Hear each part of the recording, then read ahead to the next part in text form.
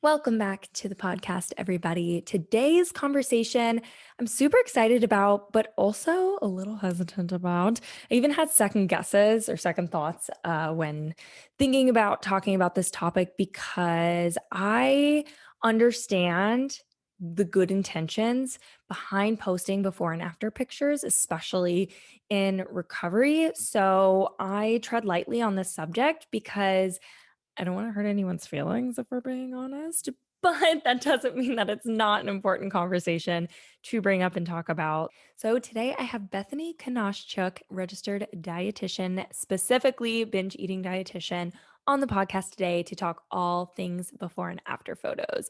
Bethany actually was in the dietetic internship with me, which we will talk about when we introduce her in the podcast today.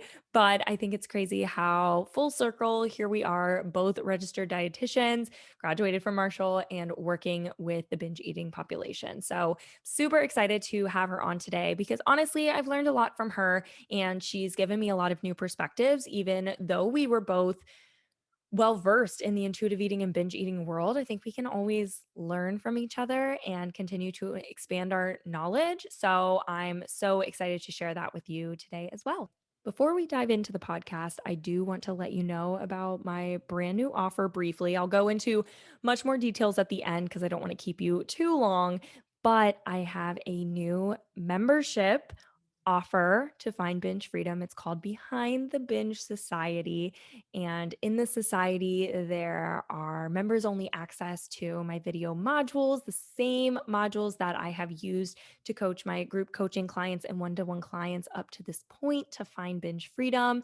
You also get a workbook, bonuses, a body image coach, monthly group coaching calls, all sorts of amazing things to help you find binge freedom at an affordable price. So stay till the end to listen to hear more about my new membership. And I hope you enjoy this podcast. Welcome to Behind the Binge, the podcast where we bring forth much needed conversations about binge eating recovery and ditching diet culture. I'm your host, Marissa Kai-Millick, a registered dietitian, nutritionist, and binge eating coach. This is our space to dive into practical tips to heal from binge eating, challenge your diet culture beliefs, discuss the nuances of intuitive eating, and empower you to recover. Let's start exploring what's behind the binge. Thank you so much for being on the podcast today, Bethany. Yeah, thanks, Marissa. I'm so glad to be here. Yay. Well, I know that we know a lot about each other, but of course, the listeners do not. So, for those that don't know, Bethany and I did our dietetic internship together, and we were group partners for a lot of our different projects. So, we got to know each other pretty well. But why don't you tell everyone a bit about what you do and who you are? Sure, yeah. Yeah, we did lots of projects together, Marissa, and had lots of conversations virtually, never much in person. But yeah, I am Bethany. I'm a registered dietitian, an anti-diet dietitian is what I call myself.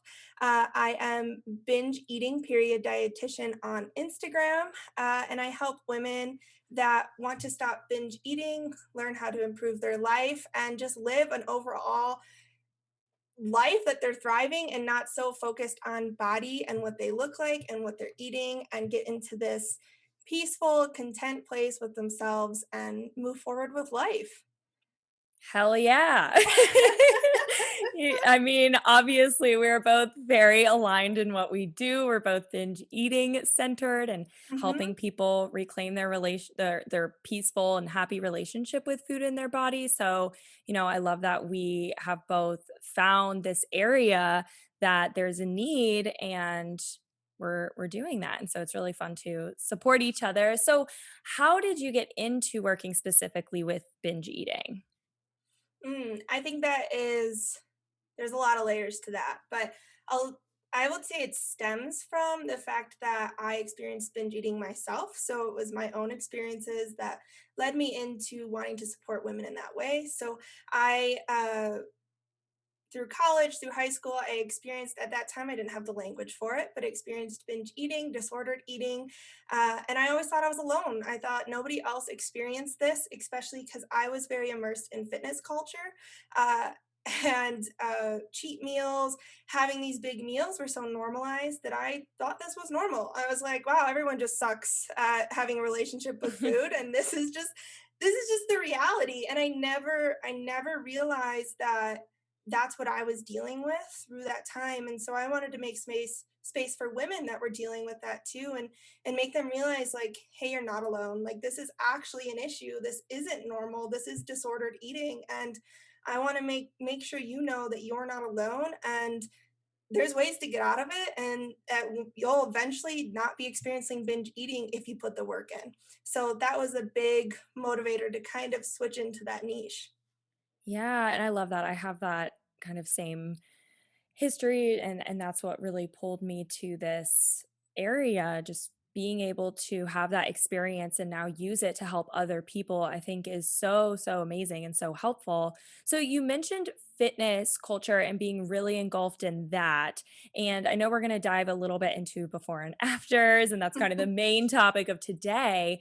But what was your transition and healing with your body image in fitness culture? Because I know that diet culture, fitness culture, there's just such body standards that can be really troubling, and probably where a lot of these issues stem from for people who are big fitness enthusiasts. So, what did that journey look like for you? Yeah, I mean, that's a great question. I mean, I guess I'll give a little backstory before I get into how I got to this more peaceful relationship with my body. Um, I got into fitness in high school. I was always an athlete. I was a competitive cheerleader. Um, I rode horses and competed in horse shows, etc. So I always considered myself as an athlete, but I never liked the way I looked. I always felt like I was bigger than all the girls, in cheerleading. Those who know cheer, there's base, there's back spots, there's flyers. And I always wished that I could have been a flyer, but I never had that body type. And all of my friends were flyers, they were small. And I think that's where the obsession with fitness started, is that, like, wow, why are my friends so small and I'm not? Why do I have curves and they don't? And that got me into starting to just go to the gym casually, and started to watch what I wanted to eat, in quotation marks for those of you who aren't watching, right? Watch what I'm eating, and then it turned into wanting to become a power lifter. So I got into the powerlifting world. Um, and then it evolved into Olympic weightlifting and macro tracking. That's when I think the disordered eating really fueled itself, was just this way of perfect eating. Like, I need to eat perfectly. And it was very restrictive, which led into that more binge eating.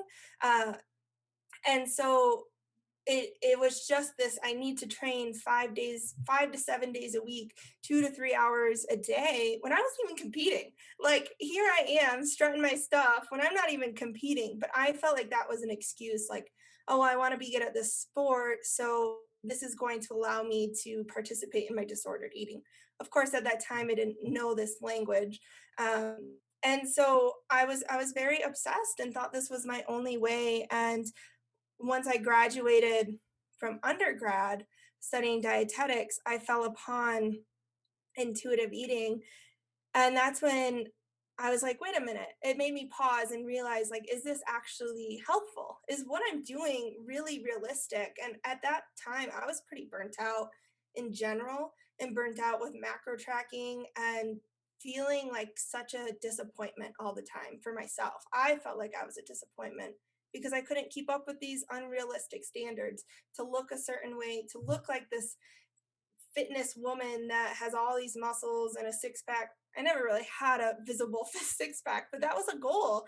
And I realized in that moment that this was not realistic for me. I was exhausted. I couldn't show up for people. I couldn't show up for friends. I couldn't show up for family. And in that moment, I was like, it's time to heal. Like, whatever that looks like, it's time to heal.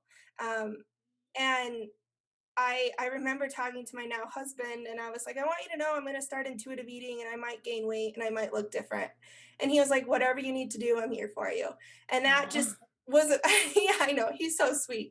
It was just kind of like a domino effect after that. And it got to this place where it's just like, okay, where is fitness for me? And I don't know if you want me to go into a little bit of what fitness looks like now, or pause and you can ask a question. Yeah, you're good. I think we could totally get into that a little deeper, but I do wanna say, I think it's so crazy how it starts so simple, right? Mhm, "Oh, I'm just gonna pay a little more attention to what I'm eating, watch what I'm eating, quotes, mhm, it starts like that and it can easily snowball into something so much bigger where it's that obsessive macro tracking, that constant comparison to others and just holding yourself to such unrealistic standards to where mhm, it's obsessive and it takes over your life. So I think often people will come to me and be like, I just don't understand how this happened because I wasn't supposed to get wrapped up in all of these really extreme yo yo diets. I just wanted to get healthier. I just wanted to lose some weight or whatever their reason was. And it's just such a slippery slope because honestly, the pressures of diet culture you're never going to be good enough in the eyes of diet culture because it wants you to keep coming back for more and continue to change your body, change what you look like, change what you're eating. And you're right, you said it. You're like, it's exhausting. It pulls you out of everything that you really do feel passionate about or find value in your life. So yeah, to mhm, kind of get more into how you found a new definition of what fitness looks like for you. I'm sure you experienced body changes through finally stopping the obsessive exercise and the extreme dieting. So, what was that transition like into what you now view as fitness in your life? mhm. Yeah, it definitely evolved, and it continues to evolve. I think with anybody that's gone through this, or any human, right? We evolve, we learn, we grow, and my definition of what fitness looks like continues to do that, and my relationship with my body continues to evolve into a more beautiful and kind place. And so now, where fitness used to be this obsession, I need to train 5 to 6 days, 5 to 7 days a week, and this amount of time. I actually, this past year, I took almost a year off of going to the gym. Part of that, I think, is the pandemic, right? Like, it's not as accessible or safe for many of us. But it also was like perfect timing. I was like, maybe I should take a step back. Like, I am in a pretty good place in my body, but this question of, is this right for me? I don't know. And I think the only way I was going to be able to know is if I took time off. Uh, and it never was an intention to take 9 months off, but it turned into that, and I was okay with it. And so fitness to me now means doing what feels good in my body. And I've started to go back to the gym and do more Olympic weightlifting because I wanted to feel stronger. I started to feel not as strong, not as mobile. And so it fueled me into wanting to go back. I now live in Colorado where I can go hiking, and it's not like walking in the Midwest where you don't have to train for it. I want to be good at hiking. I want to do these 5, 10,000 elevation hikes, but you can't do that unless you start to work towards it. And so this motivation is because I love that, and I want to support myself in that way because it feels good in my body, not to change how my body looks. Yeah. So you feel like that break really reminded you what it was you loved about fitness in the first place. Yeah, absolutely. It gave me time to think and work on myself and develop other things that needed to be developed, which is a business, which is my mental health, and navigating this freaking pandemic. Like, we can all only do so much and hold ourselves to such a high standard until we start to break. And so it's holding myself in a more compassionate way than this obsessive, rigid way around fitness and food. Yeah, it's a lot more enjoyable that way and sustainable. We don't burn Mm, ourselves out. So, real quick before we dive into sort of this main topic, one thing that I want to ask you that I think is probably a pretty tough question, so I'm going to ask the tough questions here. But you mentioned always wanting to be a flyer and kind of comparing yourself to these other people around you who are at different body sizes and able to do other I don't know fitness capabilities because of that body size and you were not able to do that. So how did you make peace with letting go that you weren't going to be a flyer and you weren't going to have a six pack? Mm. Well, part of that acceptance was I quit cheer. So I didn't have that reminder. So that's probably a big piece of it. But looking back, I guess I haven't thought about that. But I think more relevant is like the six pack, not having this body. Um, I think this is a really relevant story. So this past weekend, my husband Anthony is an Olympic weightlifter and he competes multiple times a year. He is an elite athlete. And for the first time, I had to be around other elite athletes since the pandemic started. Um, and yes, my body has changed in the past 3 years where I've been around people, but this was like really like my body has softened. I don't have the muscles that I used to have, or the definition I used to have. And I told him while driving there, I was like, I have to let you know, like, I'm feeling a little anxious about being around people that I know how they're thinking. They're very obsessed in diet culture and fitness culture. And I was like, and I feel a little anxious showing up in my body. And all he said was, I understand that. He was like, that you have the right to feel that way. And I think realizing like it's okay to mourn that, to realize that this isn't where I'm at anymore. It's okay to acknowledge that. You're allowed to be like, wow, my body doesn't look this way anymore. And holding that space for it and being like, this is the feeling. And I'm allowing that. I'm accepting that.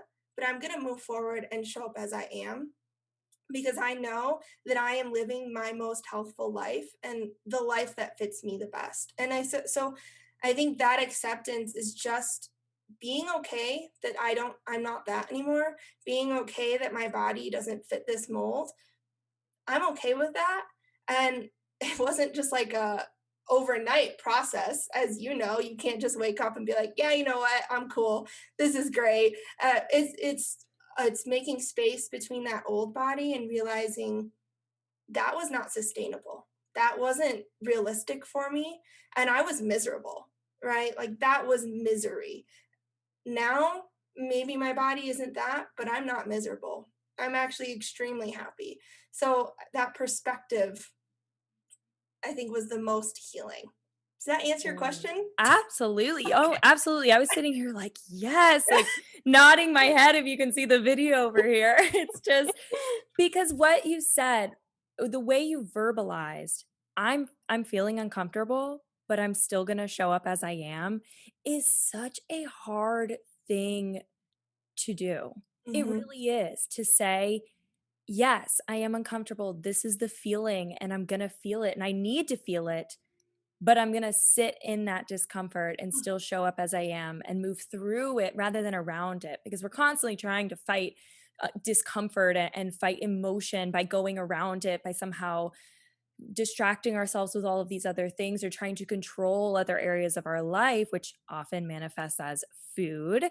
But if you can just say, yeah, this is uncomfortable and it sucks, sit in that, but still stay true to your values and how you want to show up in life. I think that's just such a huge part of recovery and making peace with your body. So I think that story was super helpful to give us some perspective and like a real life example of how that works. Mhm.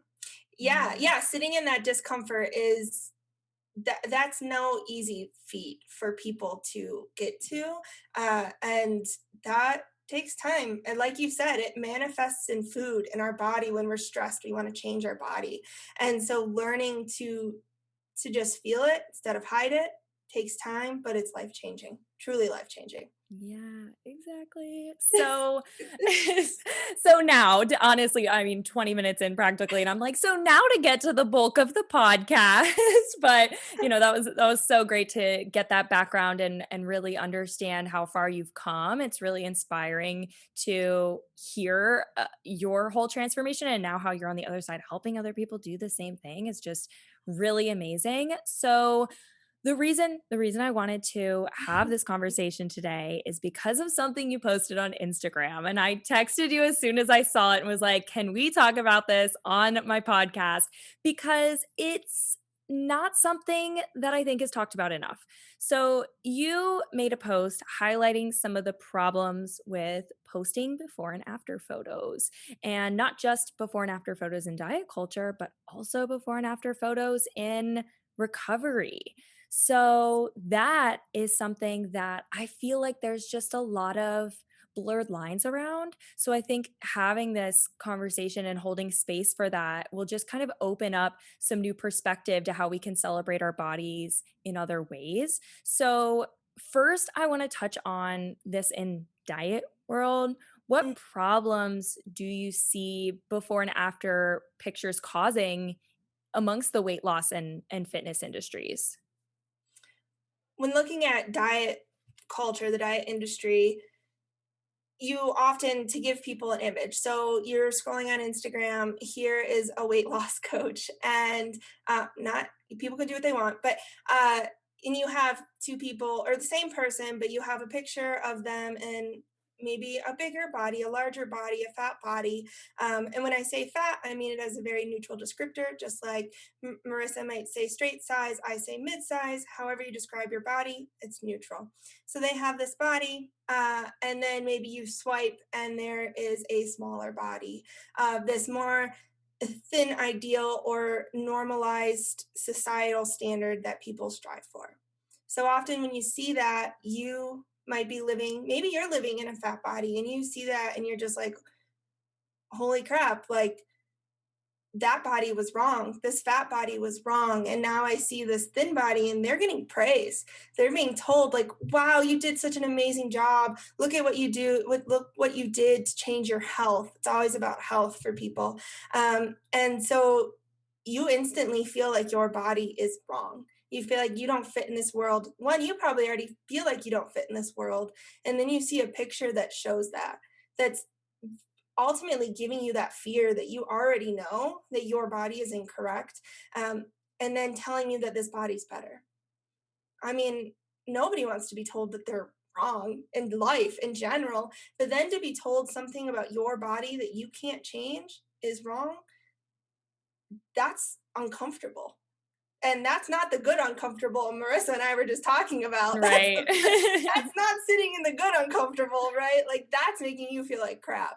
And so then that might ignite you wanting to change how you look. Maybe you're like, well, maybe they're right. Maybe this isn't health. And so that can lead into disordered behaviors, if not already have led into disordered behaviors or even an eating disorder. And so often, especially when we're thinking about people in a fat body, they're not getting the support they need in general in the eating disorder, disordered eating space. So maybe it prolongs for longer than you ever even knew because you thought what you were doing was for health. Um, and that is the big picture of what I see wrong in diet culture before and after photos is you feel like you are completely wrong and you need to change it and this other body is right and this is what you should aim for. Right, right. That feeling of, "Oh, I'm the before." Absolutely has Mhm. just a negative connotation to it, and it's not just seeing it once or twice. I mean, every network, whether it's TV or social media, magazines are flooded with before and after photos. I mean, that's how some people show their credibility when it comes to being able to teach about fitness or nutrition. I almost said diet, but just like talking about nutrition in general and why I don't understand why that is what deems success. But Mhm. of course, once you're wrapped up in diet culture, it is very clear to see because that tends to be what's the most valued. And so, even once you start to move into more of a weight neutral, anti diet world, to still be constantly bombarded with these before and after photos from diet culture can be really discouraging because you are still constantly seeing the thin body praised. And like you said, other bodies, more diverse bodies, don't get that same praise or the same what's the word that I'm looking for? The same, sometimes I do this when I'm recording. I forget a word and it sits on me. I'm like, man, what is that word? And I'll have to cut out really long pauses. Representation. That's the word I'm looking for. The Mhm. same representation to make you feel like there isn't anything wrong with you based on the way that you look. And so it is a really complicated topic. And I don't necessarily think we can fight diet culture in a sense and make before and after photos go away as much as I would love to.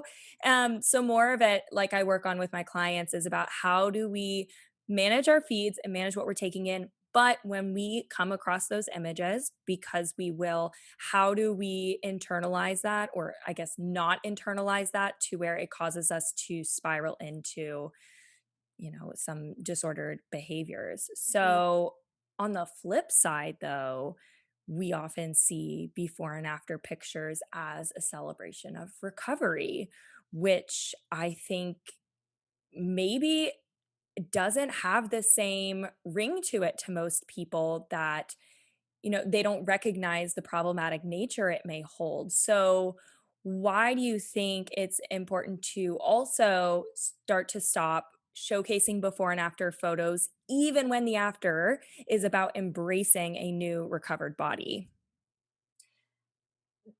There are so I guess I want to pause and say, like, I see why people want to see before and after. Like, think about the transformations in like houses. Like, I'm all about that. Like, show me a Right. crappy house that turns into something beautiful, but that's not hurtful, right? Nobody's being hurt by that. You're just like, wow, that's amazing. I get to compare and contrast things. And so I understand this like need to do it. Totally, I get it. But when we look at recovered bodies, and you see someone that starts in maybe a smaller body, and then they're recovered and their body is softer or larger, I get it. We're trying to normalize weight gain. This is awesome. And that's what I talked about in my Instagram post is like we're normalizing weight gain, and there's nothing wrong with weight gain. However, not everyone experiences the same things in recovery. Just because maybe my body changed in recovery doesn't mean maybe your body changed in recovery, Marissa. Like everyone experiences a different thing. And so when you see that and you're like, well, I didn't gain weight. Or maybe when you see this person that posts their recovery photo and they're in a thin body and now maybe just like a little bit bigger. But Somebody can still straight sized. Yeah. Yeah, exactly. Somebody's like, "Well, what the heck? Like, I'm still in a large body. Like, why can't I fit that mold that you fit? Like, did I do something wrong in my recovery? Is this wrong? Am I not healthy?" And you start to spiral and you question your own recovery and you feel like, well, now we're back in that place. My body's wrong. Even though I did all this work, my body still feels wrong because somebody is posting a socially acceptable body, but if somebody in a fat body posted theirs and their body stayed the same, what then? Are they going to get the same, like, wow, congratulations? Maybe not. We don't know, right? We don't know. Right. And I honestly think you're exactly right with that. The chances of a bigger body having the same celebration through recovery as somebody who posts their before and after in in a straight size body, like those chances are just so much lower. And then you're still, although you're now embracing your body, you're still seeking that validation and acceptance for the after photo. And I think that just can get really confusing for yourself on your own journey. And so I really appreciate kind of all you just said there. It really resonates and lit up a lot of a lot of bells in my head. I'm just like, yes, yes.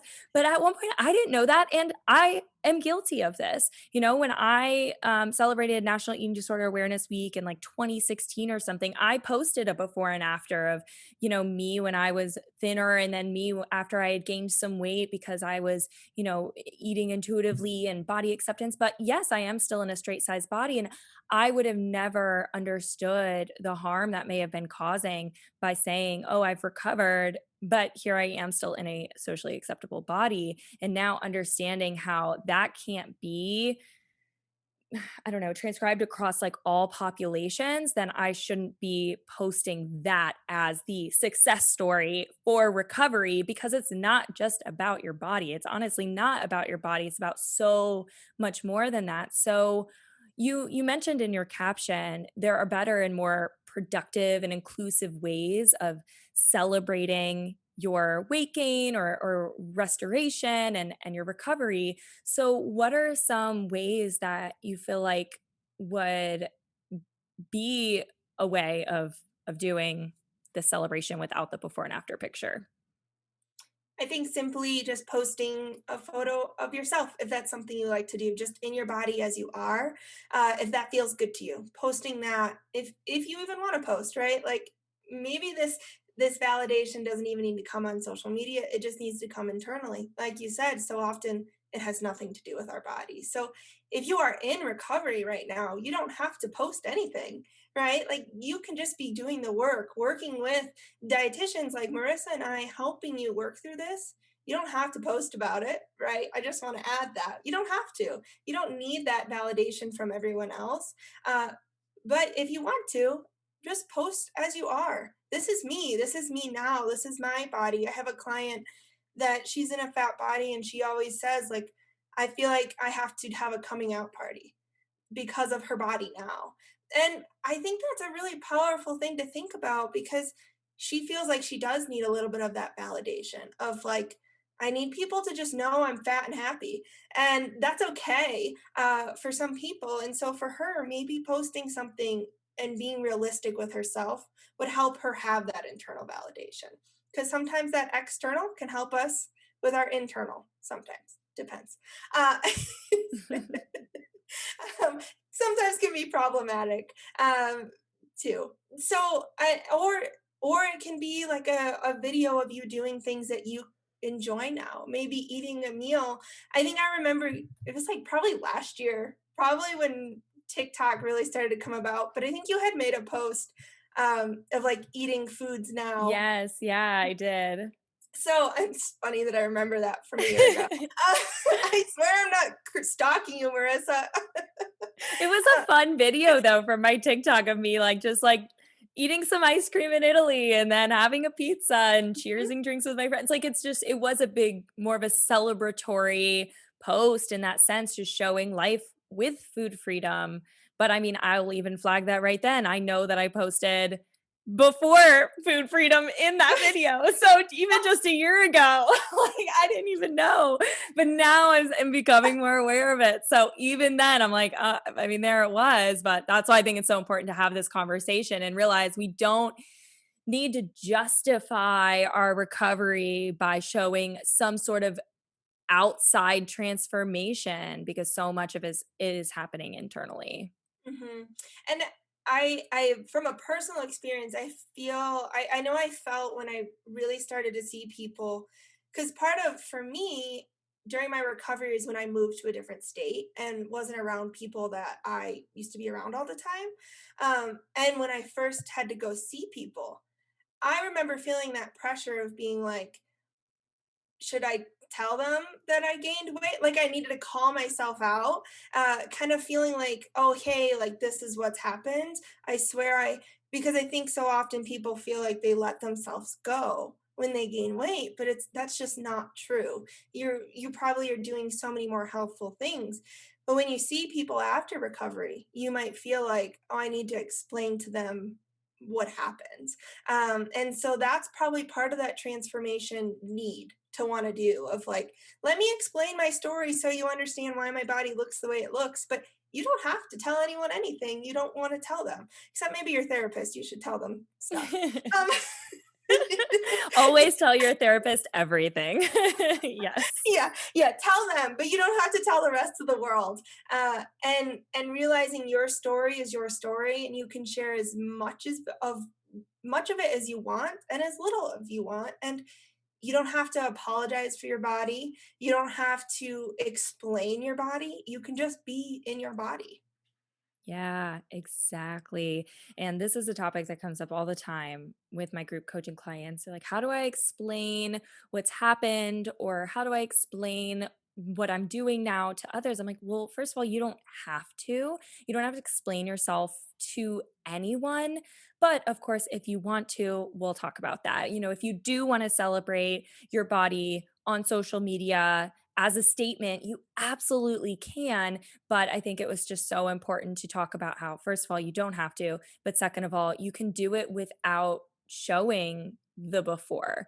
You can do it without comparing in any way like that.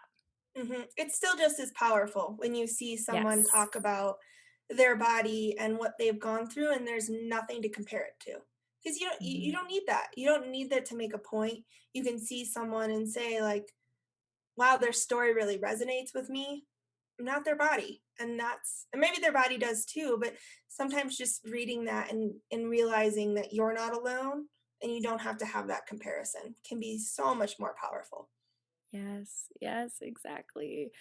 Oh, well, this was such a good conversation, Bethany. I'm super glad that we were able to chat about this. I think it brought forth some new perspectives, hopefully, for my listeners and even for myself. Like I said, a year ago, I was posting things like this. And I think through opening up to the anti diet community on social media, I have learned a lot from other voices, from other perspectives, and by broadening the people that I take my information from, by having more of a diverse feed and learning from people with different lived experiences, which is exactly why I wanted to have you on, and I want to have so many other people on the podcast because I do have one perspective, but like I said, I've learned from you. I've learned from so many other anti-diet dietitians in this space of so many different backgrounds, and I think that's just how we become better practitioners and just continue to spread an inclusive message.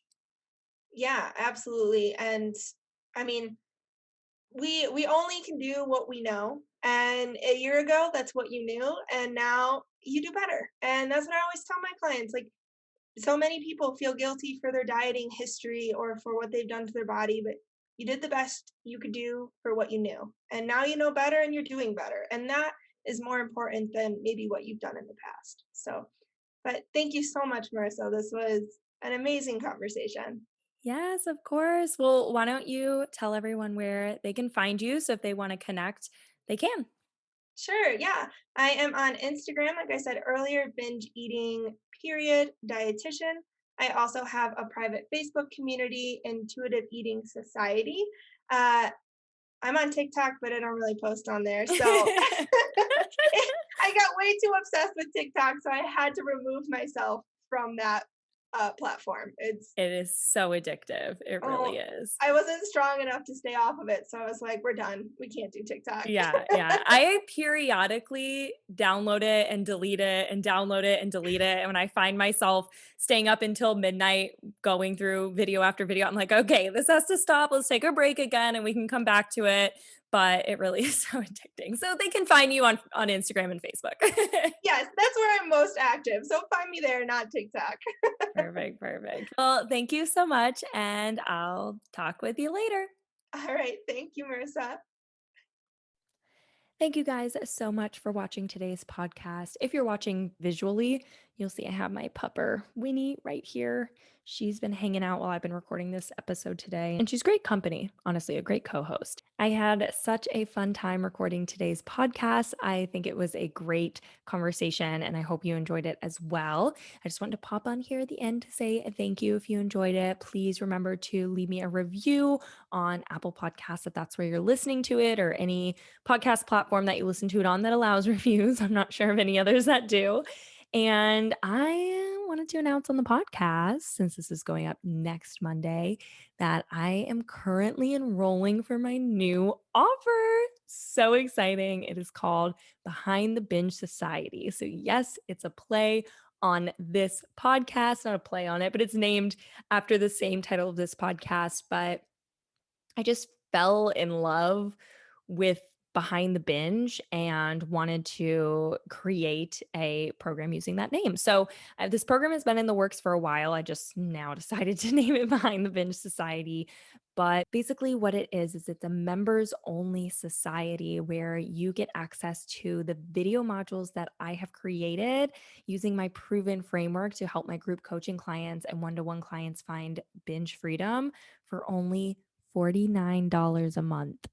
Yes, you heard that. That is the cheapest offer I've ever created, especially with handing over all of my secrets to you to find binge freedom. Although I want everyone to find binge freedom, of course, it is like handing over my secret formula. That's worth a lot. Lots of years of studying and lots of effort, time, and passion poured into this. And I've created a membership that will give you access to it. So not only do you get the modules, but you also get monthly mastermind coaching calls. So that's where we all hop on Zoom and you get some direct coaching from me. There's also a Facebook group for in-between support, accountability, and a monthly Facebook Live over there as well for Q&As.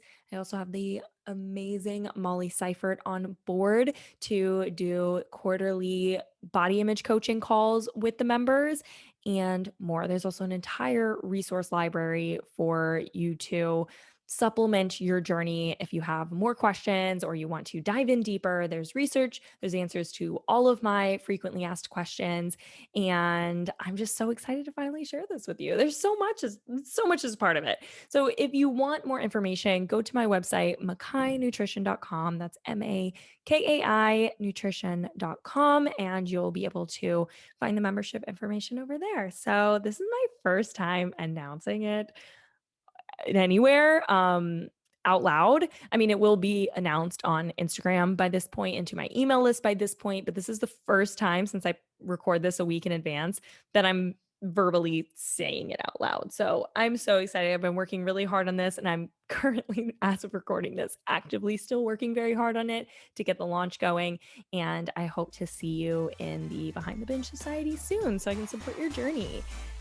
Anyway, thank you so much for watching or listening, whatever you're viewing this on or listening to this on. And I will connect with you soon.